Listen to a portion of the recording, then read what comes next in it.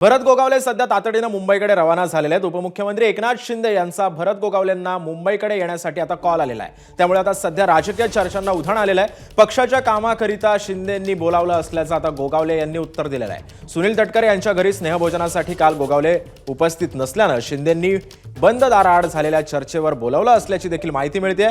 तसंच म्हसळामधील कार्यक्रम अर्धवट सोडून आता गोगावले मुंबईकडे तातडीने रवाना झालेले आहेत।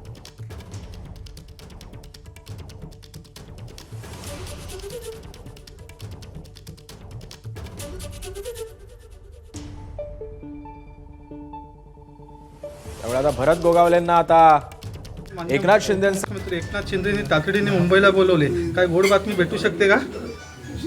पक्षाचे काय काम आहेत, इतर काय घडामोडी आहेत। आता आम्हाला 15 तारखेला यांचा प्रवेश करायचा आहे। त्याच्यावर आम्हाला काही चर्चा अशा काही गोष्टी असतात। शेवटी पक्ष बांधणी, पक्ष वाढवणं आणि जी काय जबाबदारी आमच्यावर दिलेली आहे मंत्र्यांची ती आम्हाला पार पाडायची।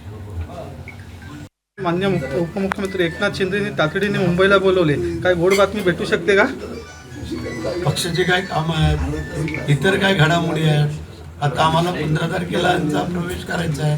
त्याच्यावर आम्हाला काही चर्चा अशा काही गोष्टी असतात। शेवटी पक्ष बांधणी, पक्ष वाढवणं आणि जी काय जबाबदारी आमच्यावर दिलेली आहे मंत्र्यांची ती आम्हाला पार पाडायची। एबीपी माझा, उघडा डोळे बघा नीट।